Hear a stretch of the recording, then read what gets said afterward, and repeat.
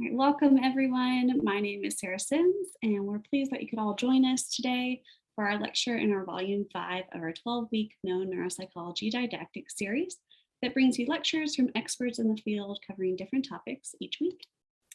This series was created by trainees and early career neuropsychologists to provide free, high-quality didactic opportunities. We'd like to thank our sponsors for their financial support for the series. Before we start, I want to make everyone aware of our YouTube channel. Every Know Neuropsychology and Know Neuroanatomy lecture is available for your viewing pleasure. Be sure to check it out, subscribe, and like our lectures. Here are our disclaimers for this series. This training is not meant to replace formal education in neuropsychology, and the views of the speakers are their own. Questions can be submitted via the Q&A box on the lower left of your screen, and a recording of today's lecture will be provided on our website and the YouTube channel later this week. Now, it's my pleasure to introduce to you Dr. Anderson for today's lecture on aphasia in Alzheimer's disease and other dementias. Dr. Kendra Anderson is a clinical neuropsychologist and assistant professor of neurology at UT Health Neurosciences at McGovern Medical School. She earned her PhD in counseling psychology from the University of Central Arkansas and completed her internship and 2-year clinical neuropsychology fellowship at UT Health. Her clinical and research interests include differential diagnosis of neurodegenerative disorders, Huntington's disease, multicultural neuropsychological assessment, and behavioral intervention with adults and older adults with cognitive disorders. In addition to her clinical and research interests, Dr. Anderson is passionate about mentorship and service. She is co-founder and executive board member of the Society for Black Neuropsychology and serves on several international, national, and local boards and committees. We are so pleased to have you today, Dr. Anderson. Go ahead and take it away. Oh, wow. Thank you so much for that warm welcome. Let me just get my slides pulled up here. All right, how are we looking? Looks great, thank you. All righty. Well, good afternoon, everyone. As Sarah so graciously introduced, I am Dr. Kendra Anderson, and I'm so grateful for the opportunity to present to you all today. Many thanks to Dr. Katie Block and the Known Neuropsych Committee. So they asked me to present on aphasia, and aphasia is such a vast and wide kind of topic. So my hope today is to focus in on degenerative types of aphasias. And it's my hope that the information presented can be a basic primer on language syndromes associated with dementia. So we have quite a bit to cover, so let's go ahead and jump right in. Okay, so I have no conflicts of interest to disclose.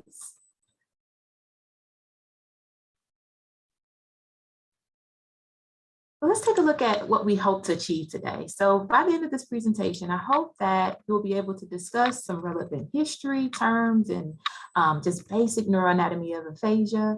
You'll be able to compare and contrast some of the comprehensive assessment batteries that are out there for aphasia. I hope you'll be able to identify language profiles in Alzheimer's disease and other dementias, as well as walk through a case with me so we can critically analyze it and see if we can come up with our differential diagnosis together. But in terms of the specific outline for the talk, so I'm going to go over some just basic terms. We'll talk about the comprehensive batteries for aphasia. Instead of focusing on specific tests that assess specific language functions, because there are literally hundreds of them out there. We'll talk about aphasia and Alzheimer's disease and other dementias. We'll talk about some cross-cultural considerations, such as what to do with bilingual and multilingual individuals, as well as aphasia in sign language. We'll talk about the treatment and management of aphasia, of degenerative aphasias, and then we'll go through a case. All right. So I'm going to do my best to go through this in 2 minutes, just a brief history here. So well before, I know Broca and Wernicke, they're kind of the names we all recognize, but well before Broca and Wernicke entered the scene, there were several influential scientists dating back to antiquity whose discoveries laid the groundwork for Broca's and Wernicke's seminal discoveries. So of central relevance to the history of aphasia is Johann Gessner's work entitled The Language Amnesia, which described a 73-year-old man, and 5 additional case studies that was the most comprehensive and detailed description of that time. Later in 1798, Franz Joseph Gall, who we all know and love for his theory of phrenology, he also was very critical in forming our understanding of localization. And so while phrenology turned out to be a bust, his work, it was transformative in language localization. Fast forward to the 1860s, Pierre Paul Broca, he's doing autopsies on individuals with what he called aphemia. And he noticed that the lesions were consistently in the inferior frontal gyri, which led him to eventually formulate his theory of language lateralization. And about a decade later, Wernicke publishes his work on sensory aphasia and solidifies himself as a giant in aphasiology. Later, Alexander Luria, who is considered the father of modern neuropsychology, published his work on aphasia while studying brain damaged survivors of World War II in 1947. And then Norman Geschwin's work on disconnective syndromes really formed his theory of neoclassicism and eventually evolved into the Boston classification system.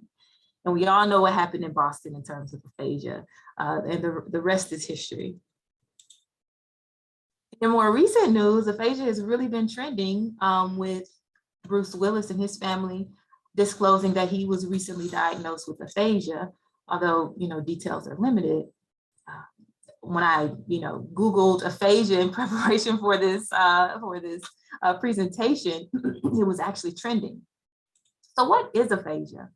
Well, aphasia, the etymology is Greek, meaning without speech, and it is an acquired loss or impairment of language following a brain damage or disease that compromises a family of clinically diverse disorders that affect the ability to communicate by oral or written language or both. And in terms of the incidence of aphasia, about 180,000 new cases of aphasia happen per year in the United States. About 1 million or 1 in 250 individuals are estimated to live with aphasia in the United States. That might be a little low because our understanding of the prevalence of certain primary progressive aphasias, which we'll talk about here in a moment, is not as well known as aphasia due to things like stroke or traumatic brain injury.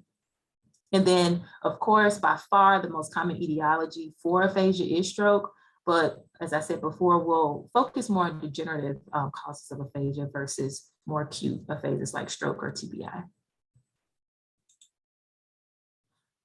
So let's get some common terms down in terms of the components of language. So there are 5 main components of language.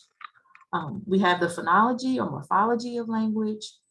When we talk about the phonology of language, it's that organized system of sounds in a particular language. For example, when speaking Spanish, the sound where you roll your R's, and maybe it doesn't come as naturally to monolingual English speakers because that's not a native sound in the language, right? So each language has its own phonology makeup.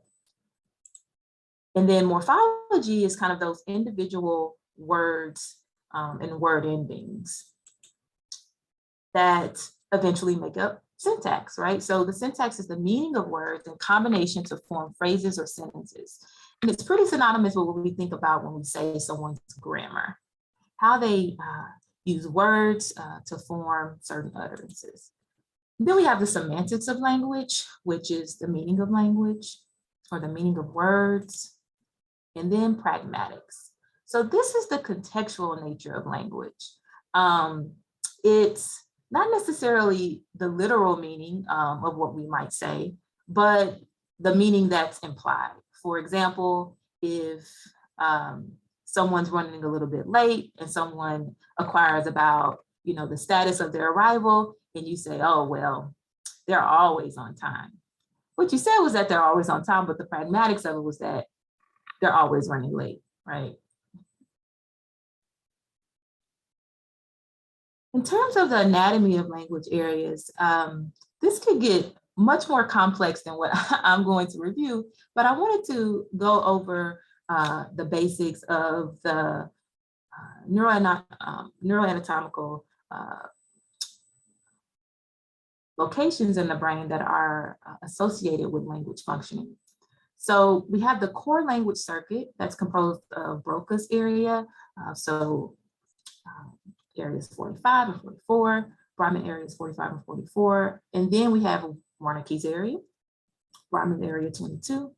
And then here, where this red oval is the arcuate fasciculus, which is a white matter tract or white matter pathway, as well as other parasylvian kind of connections that form the connections between these two areas of the brain.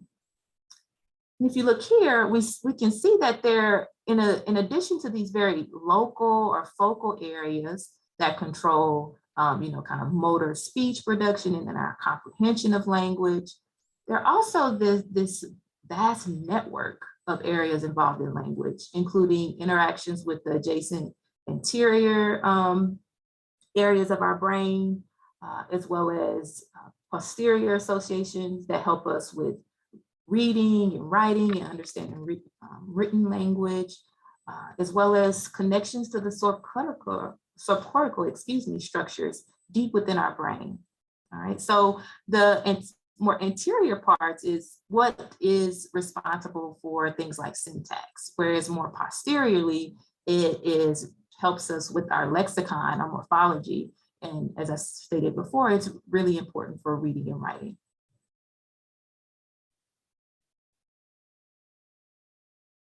All right, let's go over some basics regarding assessment of aphasia.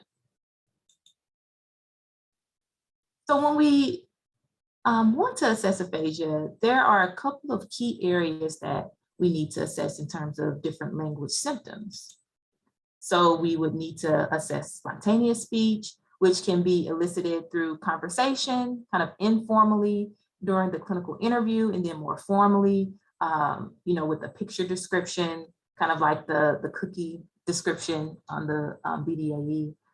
And there's two forms, two types of spontaneous speech. There's the form of the speech, which is whether it's fluent or non-fluent, kind of agrammatic, and then the content of the speech, whether it's empty or telegraphic in nature, meaning that it's just maybe 2 or 3 word sentences that get the point across, but the phrases are really short and, doesn't have additional filler words to, make the sentence more descriptive, so to say. Then we have comprehension of spoken and written language, and this can be assessed through questions and commands. So anterior lesions result in, difficulties with comprehension of syntactic information, and then lesions in the posterior language areas lead to problems with sequencing and meaning of words.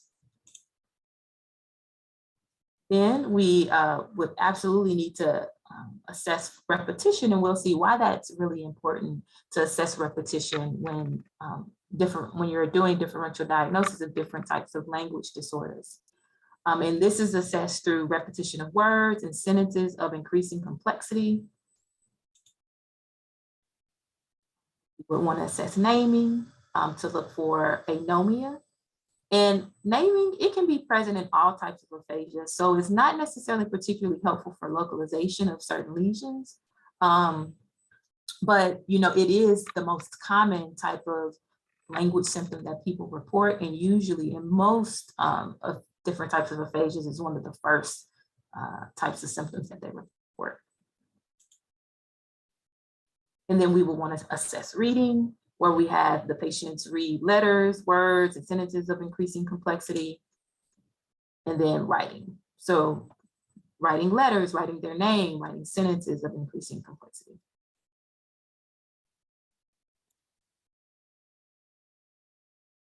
And so when doing kind of a differential of the different types of aphasic syndromes, most of the decision tree can be broken down to the fluency of their speech, or the form of their speech, their comprehension, and their ability to repeat. So if a patient has fluent speech, but maybe they have a more difficult time understanding and they are unable to repeat sentences, that might be more consistent with the Wernicke's aphasia, right? But if they are able to repeat, that would be more consistent with a transcortical sensory aphasia, which is really similar to Wernicke's aphasia, except for the preserved ability to repeat. So those boxes highlighted in green there, those are what we call parasylvian aphasia syndromes, where the structures in the area around the sylvian fissure of the brain are impaired in some way. And the hallmark of parasylvian aphasia syndromes is its impaired repetition. So Broca's aphasia is non-fluent verbal output that is sparse and effortful. Of course, Wernicke's aphasia is fluent, but with empty and nonsensical speech. And then we have conduction aphasia, which is impaired repetition, writing, word finding difficulties, though fluency, comprehension, and reading are usually preserved. And these are more like our classic aphasias that we, commonly read about, right? Like the Broca's aphasia, Wernicke's, and conduction. But these outlined here in pink color are extraparasylvian aphasia syndromes that involve the border zone regions that kind of preserve that, where the ability to repeat is preserved. So you'll see some of these types of aphasic syndromes in stroke in particular, because strokes usually happen in those kind of border zone areas. So the transcortical motor sensory aphasia, it resembles Broca's, but again, with intact repetition. You can have mixed cortical aphasia, which really resembles global aphasia, except you're able to repeat. And some common causes of mixed cortical aphasia would be things like hypoxic brain injury, cardiac arrest, severe cardiac arrest, and carbon monoxide poisoning. And these ones that are white or without color are non-localizing aphasia syndrome. So of course, global aphasia is really hard to localize that because everything is impaired.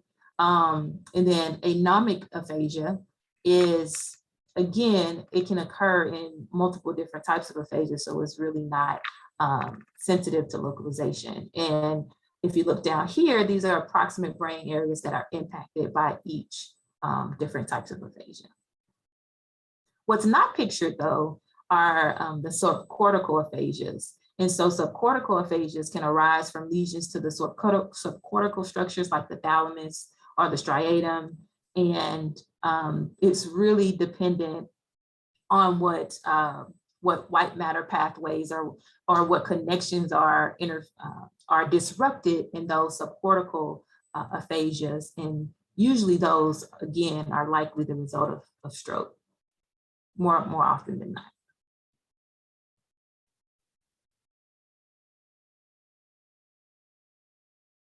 Right, so as I kind of alluded to earlier, there are literally hundreds of tests and screeners for aphasia. There are screeners that are specific for assessing aphasia in stroke. There are screeners that are specific for screening for aphasia and primary progressive aphasias. And so what I thought might be more helpful is to go over some of the kind of comprehensive aphasia batteries that are out there and kind of review their pros and cons, which ones, kind of give you the most bang for your buck when assessing aphasia, and then kind of review some of the pros and cons of using these more comprehensive measures versus creating more of a flexible battery approach where you can assess the different types of language symptoms based off of more of a hypothesis-driven type of assessment selection. So first we have the bilingual aphasia examination. And we'll talk more about bilingualism just very briefly later in the presentation. But in the literature, I was just surprised to see that this wasn't used as often as I would think. But it assesses all of the main language areas that you would want, but it does not really adequately assess praxis, which because of some of the areas that can be impacted by certain aphasias, apraxia is a common kind of neighborhood symptom that you can get in some aphasias. And it doesn't really assess other cognitive functions.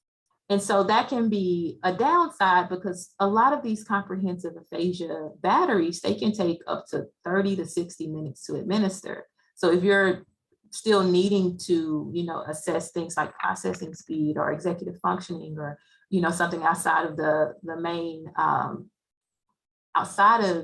language areas, then it can really kind of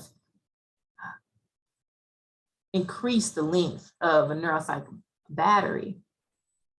We have the Boston Diagnostic Aphasia Examination, 3rd edition, which is pretty comprehensive, of course, and is the most, outside of the Western Aphasia battery, is one of the most commonly used comprehensive assessment batteries for aphasia. But it doesn't really assess other cognitive functions. It sticks to, outside of praxis, it kind of sticks to just focusing on those different language measures, at least the core battery. Then there's the comprehensive aphasia test, which again, out of the ones listed here, is probably in the top 3 of ones that are commonly administered in practice. And so what you'll find in aphasia assessment is that there are hundreds of screeners and there are hundreds of different types of tests that you can use, but actually in clinical practice, there's only about maybe 10 to 20 that are commonly used, and more often than not, they're administered by speech language pathologists. It was really difficult to find kind of what are neuropsychologist assessments that are their go-to assessments for aphasia, and that's likely because some of these syndromes are likely assessed in either acute setting or inpatient setting where a speech language pathologist may have a bit more involvement. The Western Aphasia Battery, again, is very comprehensive, just like the comprehensive aphasia test, where it assesses not only the requisite language areas, but also praxis and other cognitive functions. And then there's not much literature out there on the NAB in terms of, in comparison, I should say, to the Western Aphasia Battery and the other tests listed here, likely just because it's much newer. And of course, the NAB, it offers a nice assessment of the different language areas that you'll need to be able to do a differential diagnosis, but it doesn't assess praxis. It also offers that ability to at least do a screener for the rest of the cognitive functions like attention, executive functioning, and so on and so forth. So I think that's a really big pro for the NAB. All right, so just in terms of pros and cons of comprehensive language batteries, at least just for maybe the common outpatient neuropsychologist. So some cons is that, important aspects of language communication maybe are not necessarily adequately assessed. So we may assess naming or these language symptoms in isolation, but not necessarily have a great indicator of how they're doing in everyday social activities and everyday social engagement. Sometimes those measures don't, I guess, draw for that as much. So they don't provide a measure of language impairment. They provide a measure of language impairment rather than communication and activities of daily living. Again, kind of that everyday conversational communication with their partner about, errands that need to be ran, or, in social situations, that reciprocity in conversation, which can be very difficult for individuals that are in the very early stages of aphasia, and can oftentimes cause them to withdraw or isolate. It can be lengthy and time prohibitive. As I said, to do kind of a full comprehensive battery can take up to an hour to do just for the language portion. So it can really contribute to fatigue for some patients. When that time might be better served, either observing or using kind of this hypothesis-driven administration of selective assessments, meaning that, well, all the evidence I have, it seems that this might be a primary progressive aphasia versus stroke, so I can do a more targeted, battery versus just assessing every single language function. And they don't always provide a clear description of the underlying nature of the language disorder. So it may tell you whether they're impaired or not. And, partly that's on the neuropsychologist and speech language pathologist to look across the pattern and determine, what might be the underlying nature of the language disorder. But none of the comprehensive language batteries really, provide a really clear indication of that. But on the opposite side, language and cognitive skills examined in the aphasia battery support a range of functional behaviors, and they can assist with identifying retained abilities or strengths versus weaknesses that may not have been identified. It can assist in determining the nature of the problem, the severity, and then targets for therapy, specifically speech therapy. And for maybe individuals or practitioners that don't often see aphasia, doing a comprehensive battery allows you to, fully assess everything so you can look at the pattern to be able to do an appropriate differential between the different types of aphasia syndromes, whereas, if you were trying to do more of a hypothesis-driven administration, it's a possibility you might miss something or miss something critical to be able to complete that differential. And then it provides a summary of a person's language profile. All right, so we've gone really briefly over some history terms. We've talked briefly about assessment of aphasia, just the basics. Now let's discuss what aphasia looks like in Alzheimer's disease and other dementias. So when I say Alzheimer's disease and other dementias, as we all know, dementia is an umbrella term that describes someone experiencing declines in their cognitive functioning more than what we would expect for their age and level of education. And now those declines are starting to impact their daily activities of living. And so, underneath that umbrella are things like the most common is Alzheimer's disease, but we also have vascular, Lewy body, FTD, and so on and so forth, and more rare dementias. And so I thought that going over the pathology and, the imaging of Alzheimer's disease, that could be a presentation within itself. I thought I might just focus on the language deficits that can be noted even very early on in the progression of AD and what that looks like as AD progresses over time. And so in this really, I think, comprehensive article by Hoffman and colleagues in 2015, they looked across the different studies that offer comprehensive assessment of language deficits in Alzheimer's disease. And they gathered that, very early, even in the early MCI phase, you can start to see some changes in spontaneous speech, like increases in pausing or increases in hesitation. You can, of course, you start to see these mild, subtle issues with word finding and word retrieval. And that's often what patients come to our clinics saying, right? I just can't quite get the word that I want. But, the rest of, things like syntax and pragmatics, those things are usually pretty preserved or intact in MCI. But you can notice that it's not until you are more in the moderate to severe phase that, that syntax and, beginning to have agrammatic speech, those pragmatics of speech, when you really start to lose those foundational aspects or elements of language. In terms of vascular dementia,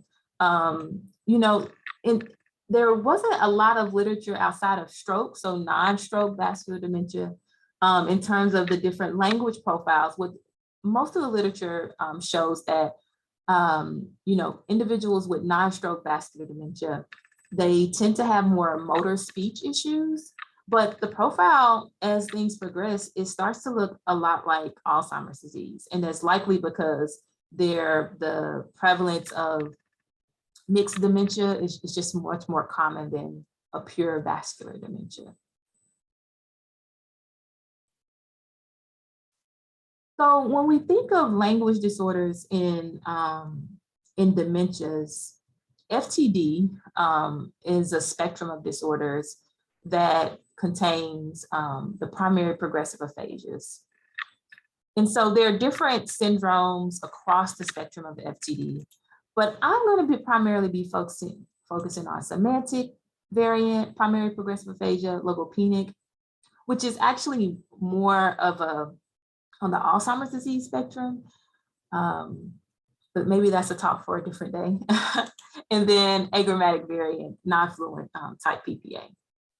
I did want to mention that, so we'll talk a bit more and go into a bit more detail about these here in just a moment.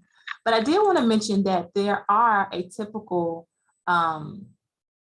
Parkinson's syndromes, this cortical basal syndrome and progressive supranuclear palsy that they have variants that have primary progressive aphasia. And usually when that happens clinically, it's more likely than not the agrammatic variant type when they experience these language disorders. So in terms of the semantic, the diagnostic criteria for semantic primary progressive aphasia, so the hallmark symptom of SVPPA for short is the loss of word meaning and semantics. So the core features that must be present to be diagnosed with this is impaired object naming, as well as impaired single word comprehension. And then 3 of these 4 here must be present as well. Impaired object knowledge, surface dyslexia or dysgraphia, but spared repetition and spared grammatical and motor aspects of speech. And so due to the atrophy of the anterior temporal pole, patients would demonstrate this frank anomia and be unable to recall names of just everyday objects, names of maybe family members. And while fluency and grammar are generally maintained, speech becomes increasingly empty and vague. They may use a lot of jargon, replace words that don't make sense to replace or substitute with.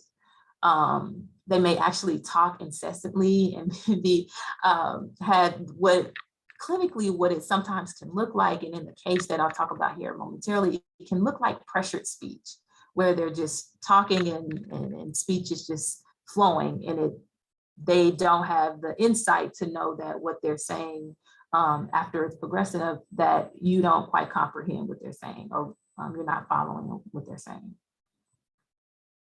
And eventually, individuals with SVPPA, as it progresses, they tend to also have behavioral changes that look like behavioral variant FTD. Now, early on, there aren't any significant personality changes, but in the moderate and forward phase, they can start to have some neuropsychiatric changes. In terms of what we see on imaging, so atrophy of the dominant anterior temporal pole is a hallmark finding of SVPPA, and it may start as asymmetrical, but it will evolve the contralateral temporal pole as the disease progresses. So here you can kind of see that asymmetrical atrophy here on the left side. But the disease can start on the right, and so you'll see here, someone that has that right lateralized semantic dementia, you can see that preferential asymmetrical atrophy there.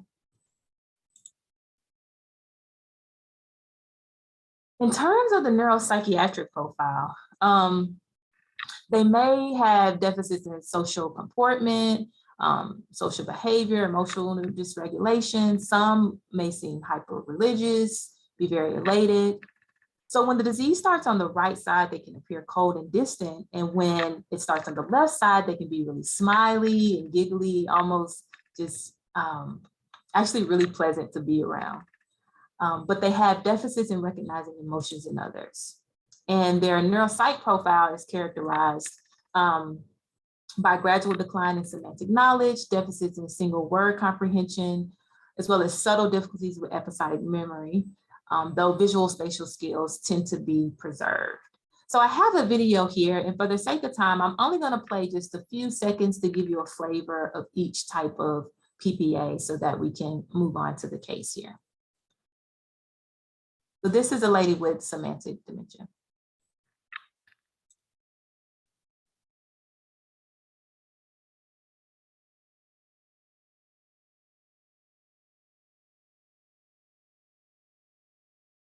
Your hair stays nice.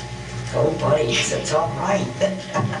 Oh, my witches, I thought, bang, bang, bang, bang. And I thought, oh my God, oh my. And I thought, I'll be darned, it's all right.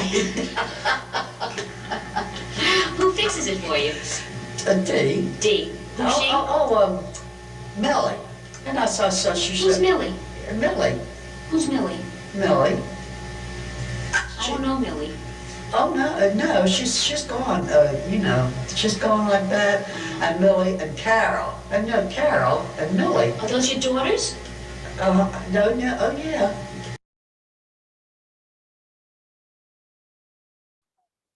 So on to the non-fluent agrammatic variant type of PPA. The hallmark features of this type of progressive, primary progressive aphasia is agrammatisms in language and speech production, effortful halting speech with inconsistent speech sound errors and distortions, right? So very halted and effortful speech. Two of the following must also be present: impaired comprehension of syntactically complex or nonsensical sentence with spared single word comprehension and spared object knowledge. So usually they have the inability to construct a grammatical or intelligible sentence, but you still have the ability to speak single words without an issue. Interestingly, individuals with non-fluent agrammatic variant PPA also retain the ability to sing fluently, even though they can't speak fluently. They will have this telegraphic speech where extra functional words are dropped. In terms of imaging, the hallmark imaging findings are the left inferior frontal lobe and posterior insula atrophy. And so here, it's kind of outlined here. In terms of neuropsychiatric features, behavioral changes are atypical in this particular variant, but they may have mild disinhibition and apathy as the disease progresses. As far as the neuropsychological profile, they'll have apraxia of speech and disproportionate difficulty on tasks of executive functioning, but relatively preserved preservation of memory and visual spatial skills. So here's just a really brief clip of a man living with the non-fluent agrammatic PPA. I used to do presentations and talk to the staff. At times, that's all gone now. Primary progressive aphasia is the term we use to refer to the set of dementias. You can see how effortful his speech was just to get out those one or two sentences. Then finally, we have logopenic variant PPA, which is characterized by impaired single word retrieval, as well as impaired repetition and phrases and sentences, excuse me. And then, 3 of these must be present. They must have these phonological speech errors, single word comprehension, motor speech, and object knowledge must be preserved. And usually they have simple but correct grammar. Usually they can also have these mild memory deficits, but visual spatial tasks such as visual localization and construction, those can also be mildly impaired as well.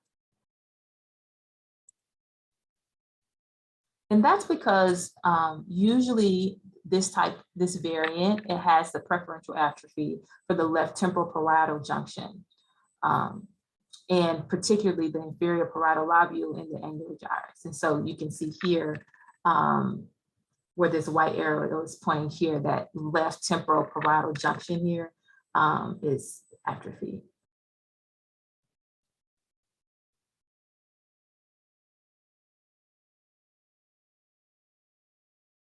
Right. And in terms of the neuropsychiatric changes that can happen, apathy, anxiety, mild irritability have been observed because they actually maintain their insight for quite some time, and their language difficulties are known to be extremely frustrating. In terms of the neuropsychological profile, they have really poor phonological working memory. So kind of that phonological loop when you're doing digit span and you're trying to repeat those digits to be able to remember them, that can be very difficult. They have impaired confrontation naming and calculus. So math, simple math calculations can be quite difficult. And then they have very different difficulties with verbal memory deficits. As the disease progresses, it can look quite like Alzheimer's disease since the underlying pathology is very similar. Yeah. Of the word. I can't write or anything like that. I try all the time, and I take it out and I look at it and I think, yeah, I could try it. And when I do, I can't put the things, it doesn't come out very well. Well, she's pretty good at speaking. Most people, when you meet her, wouldn't necessarily see a big difference, but actually it's very profoundly affected her ability to communicate. Charlotte's first reaction was to step back from social interaction because she knew she had a language problem. She was ashamed, worried, afraid about it. So the person will often... So social isolation can be a very big issue among individuals with primary progressive aphasia, which is unfortunate because social interaction and engagement is a really complex cognitive task. And, they miss that opportunity to continue to kind of, work on that in real time and in vivo, as many speech language pathologists would likely encourage. We'll talk about some of the therapies here in just a moment. So here's just a summary of the cognitive functioning in those three main PPA variants. And I really like this chart because it can give you somewhat of an idea of, if you wanted to do a flexible battery approach, what types of, kind of tests or subtests you can include in your battery to be able to do a differential. So, we would definitely want repetition because it seems like that really can differentiate between the different subtypes, as well as, fluency, maybe even some syntax, and then, numerosity or calculations. If that's significantly impaired, you might be looking at logopenic PPA versus the other two variants. So I really like this chart. It's very informative. All right, really briefly, I want to be mindful of time. So in terms of cross-cultural or, linguistic, keeping in mind linguistic diversity, I did a brief lit search on, aphasia in bilingual, multilingual, and linguistically diverse individuals. And that could be a presentation within itself. But, a lot of the literature out there on aphasia in bilingual and multilingual individuals, they're actually just a lot of case studies. And so there's been about 2 to 3 kind of comprehensive systematic reviews of individuals who identify as bilingual or multilingual. And this is one of those that I thought they did a really good job. And what they did, they described the clinical characteristics of 33 bilingual patients with PPA. And the 3 main things that they found in this study were that word finding difficulties were the first symptom in 65% of cases. And that was across languages. So they had 22 different languages represented in this study. And then they noticed that difficulties were initially noticed in language 2, so their secondary language, and not always the dominant language. And then there was a tendency for there to be parallel impairment in both languages, which was a little bit counter to some of the earlier works or earlier theories that say that, the language tends to go in the second or L2 language first before the primary language. So, if you're interested in this type of work in this literature, I highly recommend this study. I thought it was well done. And then I was interested in, well, how do we assess and how do we look at individuals who are deaf or hard of hearing and their primary language is sign language? And so there's not, again, most of the literature out there are individual case studies. But this chapter recently published, it was recently published this year, was one of the first comprehensive kind of reviews of sign language aphasia. And so, they kind of did a review of the multiple individual cases. And they found that multiple cases of sign language aphasia have been documented following left hemisphere injuries, and that the general pattern of linguistic deficits mirror those observed in spoken language. So the right hemisphere likely plays a role in non-linguistic but critical visual spatial functions of sign language, and therefore individuals who are spared from damage to the left hemisphere but suffer injury to the right are at risk for a different set of communication deficits. So it's not that much different from spoken language. In terms of treatment and management for dementia, degenerative aphasias, we have supportive therapies and psychoeducation for caregivers, as well as behavioral management for neuropsychiatric changes, community support and integration. So again, some of the therapies that speech language pathologists do, one in particular called Promoting Aphasia's Communication Effectiveness, they want to integrate them back into their social networks. For some, if apraxia is an issue, physical therapy, and then for individuals that are more progressed, maybe having communication or assistive devices or applications that can help them communicate better. In terms of medications, usually SSRIs are given for the neuropsychiatric changes. Atypical antipsychotics, just among individuals diagnosed with dementia in general, have a black box warning because of its increased risk of mortality or cerebrovascular events. So those aren't usually, recommended. If the underlying pathology that's causing the aphasia is Alzheimer's disease, like logopenic or even like corticobasal, degeneration, which, some they have underlying Alzheimer's disease pathology, then maybe acetylcholinesterase inhibitors might be implicated. But otherwise, if it's one of the aphasias that has an underlying FTD pathology, then there's not really any good medications that are recommended at this time. All right, so we'll briefly walk through a case in the next 5 minutes or less. And I'd be interested to hear your questions and thoughts after, kind of going through this case. So this is a case that I saw while during my tenure in the Department of Psychiatry. So my patient, Ms. Smiley, she was a 59-year-old bicultural. She identified as bicultural, Hispanic and Danish, female, right-handed female, who in August of 2020, she left home and wandered off. So it's quite a complex and layered story. So she had been pretty much estranged from her daughter and many family members for the better part of 8 years, until August of 2020, when someone contacted her daughter and said and she was in California, and said, "Hey, your mom, we have her here at this hospital. We really need someone to come pick her up." So she was estranged from her mom. And then when she travels to California to get her mom, she notices that her mom is, her speech is completely nonsensical. Her mood was very labile. She was, threatening suicide. She was just very up and down. And so In September, I'm sorry, let's just say 2020. In September of 2020, she took her to be evaluated by a neurologist. And the neurologist did, a brief status exam. She saw that on the MMSE, it was 7 out of 30.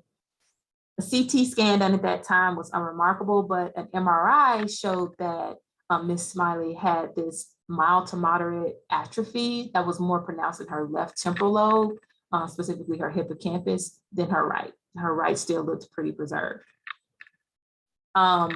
Well, in January of 2021, she presented to the inpatient psychiatric facility where I worked at the time.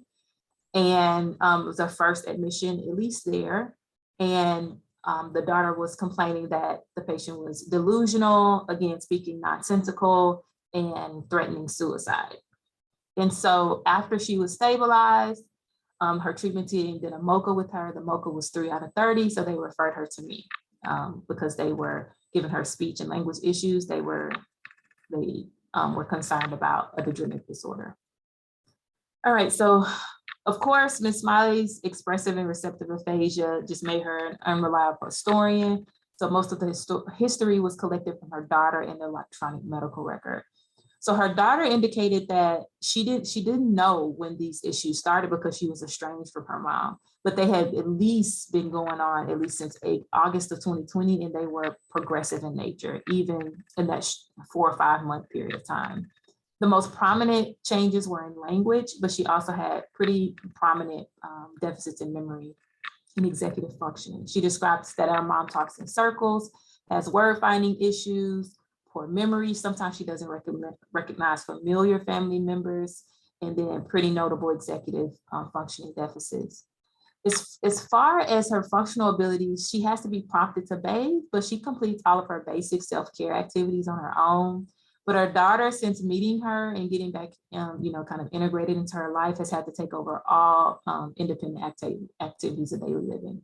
She's forgotten how to utilize a microwave and doesn't even seem to know what it's used for. She'll go up and she'll take the buttons or the knobs off. And eventually her daughter just had to start removing them at night because the patient will accidentally cut the stove on. So as far as we could tell, all of her senses were intact, no problems with vision, hearing, sense of smell or taste. But her daughter did notice that she makes these repeated movements with her tongue and that sometimes she seems that she's having problems with swallowing. As far as her mood and psych history, she said her mood was just fine, but she does have a history of depression and PTSD following assault by a coworker while she worked at the VA. She has 2 known suicide attempts and 1 inpatient hospitalization where she was hospitalized to California, and that's when they called her daughter to come pick her up. She has a history of alcohol and crack cocaine abuse. It's unclear when this started. It's unclear if I wasn't able to get a clear timeline for this, but she had at least been abstinent for 1 year, and her daughter was able to confirm that. As far as medical history, she had a history of hypertension. She had a TI in 2010. She had diabetes, but no known history of head injury, seizure, or a symptomatic stroke. And she had her gallbladder removed, her tubes tied, and she was on quetiapine for mood. And we discussed the imaging in 2020. As far as her family history, there was a family history of diabetes, high blood pressure. Her father had dementia, but the etiology was unknown, as well as schizophrenia and depression. So as far as social history, she was raised in Fresno, California.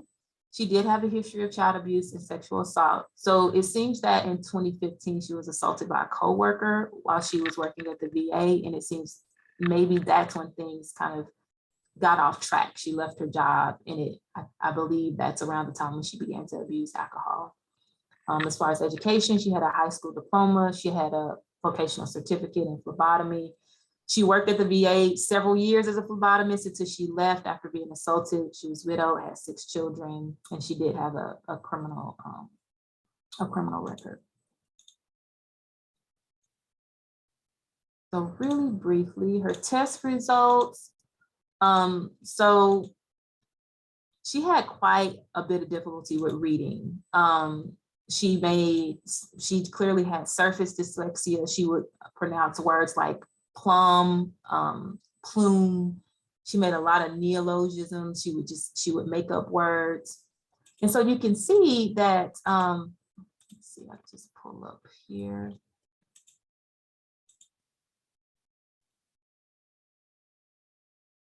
Her cognitive profile, because of her significant expressive and receptive aphasia, most things were impaired. Oh, sorry, my there.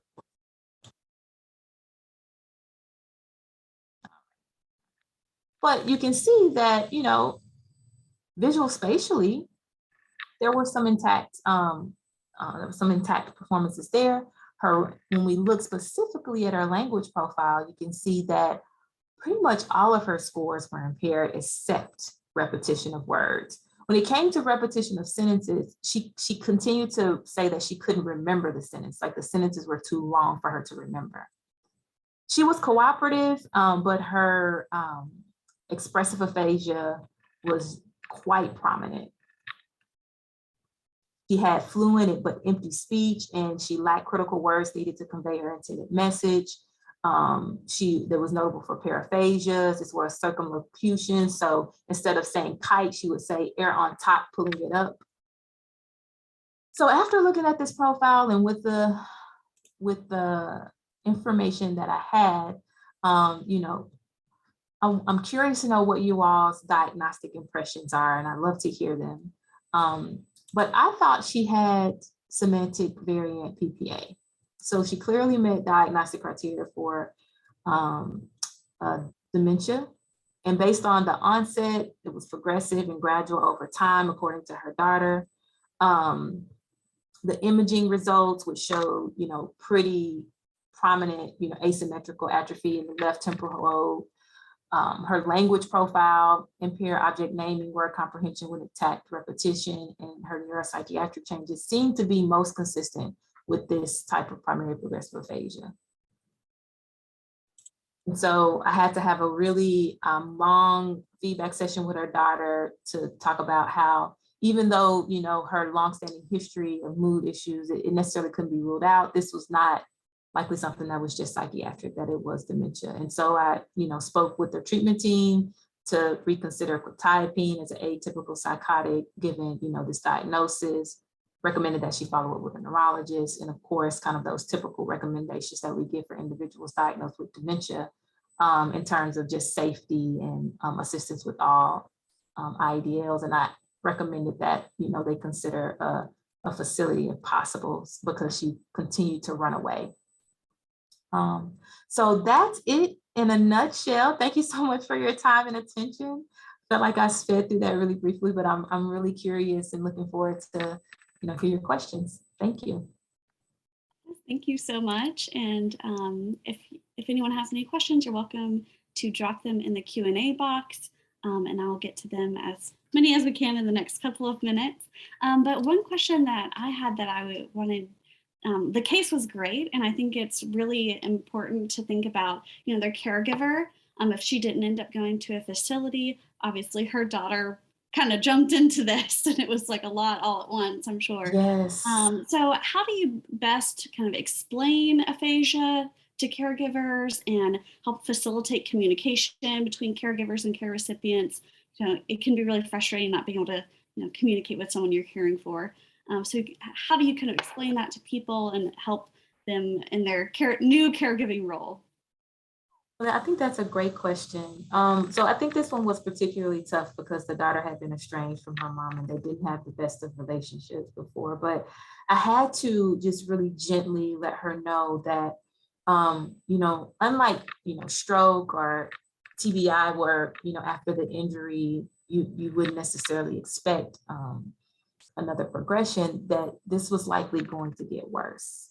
And so we had to really, I just really had to talk just step by step what will likely happen next. And so, she thought that some of the things that her mom was doing, that she was doing them on purpose, or that it was because she was getting high behind her back. All of her drug tests were negative. And so I just had to explain how I used her own words and own examples that the daughter gave, to map it on in terms of this is what we see in this type of dementia. Your mom likely has a disease in her brain that's causing these different changes. And so we talked about, power of attorney. We talked about getting her living will. We talked about, different insurances that may make her eligible for like a group home or assisted living placement. So, it was a feedback session that was about an hour and a half long, but it was definitely much needed for the daughter who was thrown into this caregiving role unexpectedly. Yeah, sounds like it. That's a lot to take on all at once. I also really liked that figure that you gave with like the flow chart. That's a really helpful thing to have handy. I do have a question about the global aphasia. So do people usually, when they are present to clinic with global aphasia, how much are you actually able to test them? That's kind of like the question. I know you show the chart of like lots of impairments, and I'm sure someone who has more global impairments is going to be pretty difficult for them to be tested. So I'm just kind of wondering, what do you do when a patient presents like that? Yeah, in the outpatient setting, your options are really limited. I know neuropsychologists that mostly work in like neuro rehab or inpatient settings, they may have a few more tools at their disposal, but at least on the outpatient side, you're doing pretty basic things. There's not a whole lot you can do because with global aphasia, their expressive and receptive language is so impaired that not much is able to be done. All right, well, that's all the time that we have for today. So thank you so much for being here and for this great presentation. We will have another lecture, not tomorrow, next week, May 9th at 1 p.m. Eastern time. We're going to be talking about the neurological exam across the lifespan. So I hope you all can join us then. Have a good rest of your day, everyone. Thank you. Thanks.